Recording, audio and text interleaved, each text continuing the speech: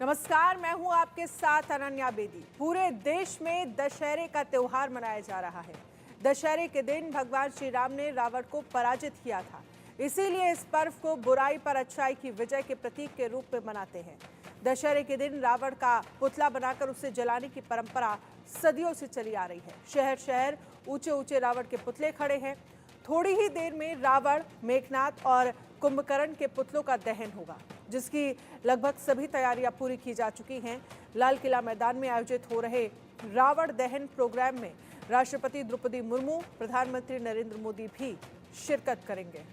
इसके साथ ही तमाम तैयारियां जो हैं वो की गई हैं और तस्वीरें भी हम आपको दिखाएंगे, जहां पर आप देखेंगे लाल किला का जो रामलीला मैदान है, वहां पर प्रधानमंत्री नरेंद्र मोदी और साथ ही राष्ट्रपति द्रौपदी मुर्मू भी आज शिरकत करेंगे।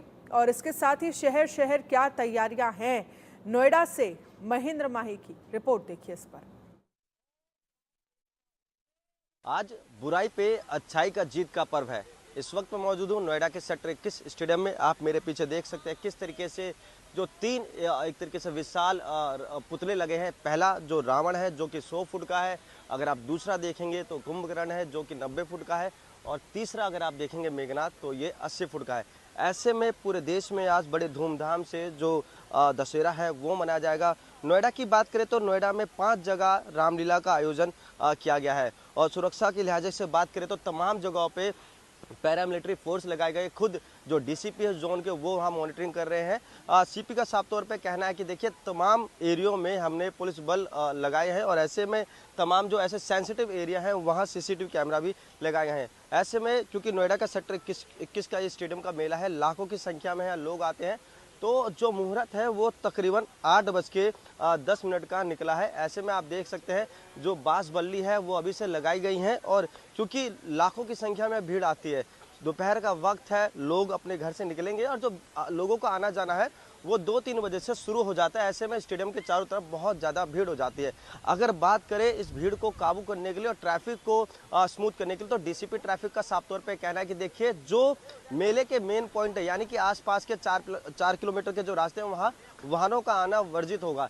ऐसे में आज जब कहा जाता है कि जो मर्यादा पुरुषोत्तम राम है वो जो मुहूर्त शुभ मुहूर्त 8:10 के आसपास वो आएंगे, और कहीं ना कहीं जो रावण है उसका वध करेंगे, और ये कहा जाता है कि बुराई पे अच्छाई की एक बार फिर से जीत होगी। इंडिया न्यूज से महेंद्र माही, नोएडा। और अब आपको अलीगढ़ से प्रमोद कुमार की एक रिपोर्ट दिखाते हैं। विजयदशमी का पावन पर्व है और ऐसे में अलीगढ़ में 68 जगह पर रावण के पुतले को दहन किया जाएगा। कार्यक्रम को लेकर सुरक्षा के कड़े बंदोबस्त किए गए, यानी पुलिस फोर्स के जवान भारी तादाद में तैनात किए गए हैं। इस वक्त मैं अलीगढ़ में हूं और अलीगढ़ के नुमाइश ग्राउंड में हूं, जहां रावण, कुंभकर्ण और मेघनाथ यानी तीनों पुतलों को आज शाम लगभग 7 बजे दहन किया जाएगा। आप तस्वीरें देख रहे हैं, ये अलीगढ़ की तस्वीरें हैं और रामलीला ग्राउंड की तस्वीरें हैं। आपको तीनों तस्वीरों में पुतले नजर आ रहे होंगे, और बीच में ये रावण का पुतला है और लगभग हाइट 80 फीट ऊंची बनाई गई है। खास बात यह है कि हिंदू मुस्लिम एकता का यह प्रतीक भी है रावण का पुतला, क्योंकि इस पुतले को बनाने वाले जो कारीगर हैं मुस्लिम समुदाय से ताल्लुक रखते हैं और कई वर्षों से यानी 4 पीढ़ियों से वो इस पुतले को बना रहे हैं। अब एक बार रावण की देखिए, खास बात इस पुतले में दूसरी एक और भी है। चलने से पहले रावण तेज आवाज के साथ हंसेगा, हंसने के बाद फिर मुंह से आग फेंकेगा। आग फेंकने के बाद रावण का पुतला जो है वो चारों तरफ घूमेगा, उसके बाद फिर रावण के पुतले में आग लगाई जाएगी। यानी जो कार्यक्रम है अब की बार बेहद खूबसूरत बनाने के लिए जो पुतला कारीगर हैं उन्होंने बढ़िया काम करने का प्रयास किया है। आपको यह भी बता दूं कि आज दोपहर 3 बजे रामलीला ग्राउंड से शोभा यात्रा निकलेगी और शहर के विभिन्न इलाकों में घूमती हुई या नुमाइश ग्राउंड में लगभग 7 बजे वो शोभा यात्रा पहुंचेगी। उसके बाद रावण के, कुंभकर्ण और मेघनाथ यानी तीनों के पुतलों को दहन किया जाएगा। अलीगढ़ में इन टोटल 68 जगह इस तरीके के आयोजन रखे हैं। दूसरी तस्वीरें आपको दिखा दूं, क्योंकि शाम को यहाँ लाखों की तादाद में लोग इस कार्यक्रम में शामिल होने के लिए आते हैं। ऐसे में सुरक्षा की दृष्टि से अभी से पुलिस फोर्स के जवान आपको तस्वीरों में तैनात नजर आ रहे होंगे।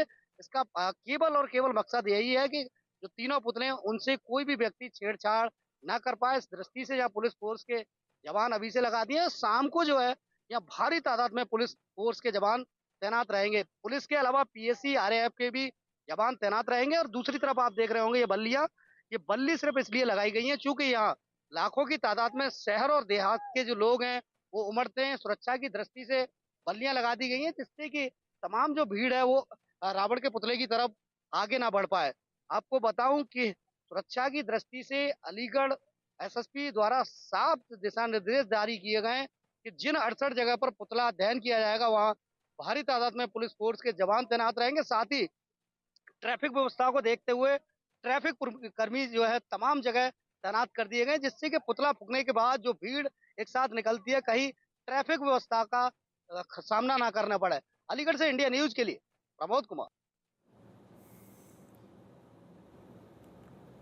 और इस पर चर्चा करने के लिए खास मेहमान हमारे साथ जुड़ गए हैं राजपुरोहित मधुर जी, हिंदू धर्मगुरु हमारे साथ जुड़ गए हैं। राजपुरोहित मधुर जी, बहुत बहुत स्वागत है इंडिया न्यूज़ पर।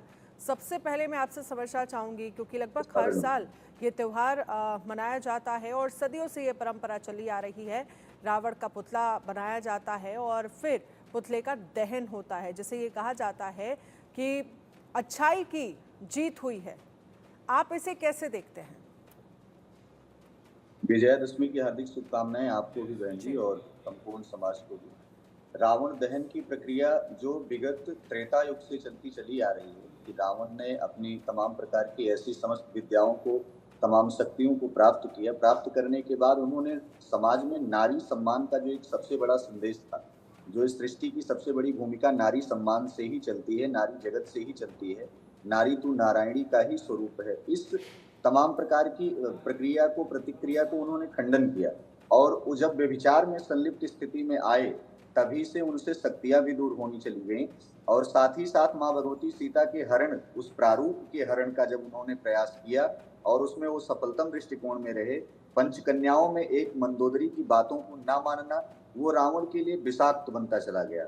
आज वही परिस्थिति है कि त्रेता के रावण को हर घर में जलाने का प्रयास किया जाता है, हर क्षेत्र में जलाने का प्रयास किया जाता है कि कोई ऐसा अपराध, कोई ऐसा अराजकता न जन्म ले जो रावण जैसा हो।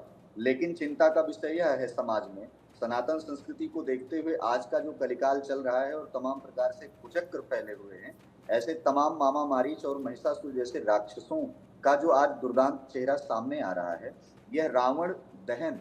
रावण शायद इतना व्यभिचारी नहीं था आज का जितना मनुष्य गिर चुका है, जिसकी एक ऐसी पनपी हुई सोच है जो समाज में बहन बेटियों के 32 और 33 टुकड़े ले जाकर के कर देती है। तो आज जो रावण प्रत्येक मनुष्य के भीतर बैठा हुआ है, खास करके किसी एक संप्रदाय से आने वाले व्यक्तियों के अंदर एक व्यक्तित्व जागृत हो रहा है। तो रावण को जलाने के साथ साथ मेरा यह मानना है, सनातन धर्म यह कहता है कि जब जब अपराध जन्म ले, नारी शक्ति को आगे आकर के ऐसे राक्षसों का सदैव वध करना चाहिए। जिस प्रकार से रक्तबीज, शुंभ निशुंभ आदि दैत्यों का वध करके यह नवरात्र का पर्व माँ भगवती ने प्रत्येक जनमानस में एक शांति की उम्मीद दी और उन्होंने अपने जीवन में शिव को धारण किया। इसलिए दशहरा बहुत आवश्यक है, बेहद आवश्यक है मनाना। लेकिन बुराइयों पर अच्छाई की जीत होना यह तो सब जानते हैं, ये एक टैगलाइन बन चुकी है। लेकिन वास्तव में क्या बहन बेटियां घरों में सुरक्षित हैं? क्या माताओं की संवेदनाओं के साथ पुरुष अच्छा कर रहे हैं व्यवहार? एक स्त्री की स्वतंत्रता ही रावण पर विजय प्राप्त करना है।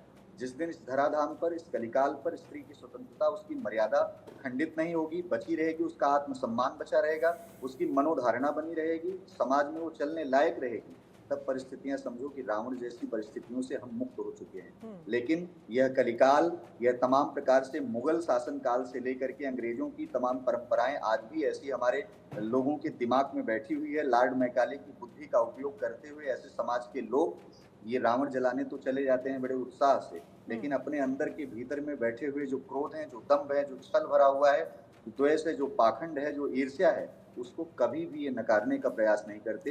ये उस मुखौटे को लेकर के रावण के सामने जाते हैं। ठीक है राजपुरोहित मधुर जी, आप हमारे साथ आगे भी रहिएगा, इस पर हम आगे भी चर्चा करेंगे और आज के समाज से इसे कैसे जोड़ सकते हैं और कैसे लोगों को अपने अंदर की बुराइयां दूर करने की आज एक बार फिर से ज़रूरत है। क्योंकि हम पिछले कुछ वक्त में महिलाओं की जो स्थितियां कहीं कहीं देख रहे हैं वो नहीं होनी चाहिए, जिसका हमेशा से ये कहा गया है कि जिस इस तरह का व्यवहार जो है वो महिलाओं को से नहीं होना चाहिए और सुरक्षा को लेकर हम जो बात करते रहे, तो आज के समाज को क्या सीखने की ज़रूरत है, इस पर भी हम चर्चा करेंगे।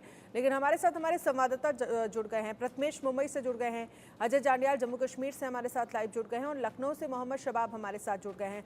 सबसे पहले प्रथमेश, मैं आपके पास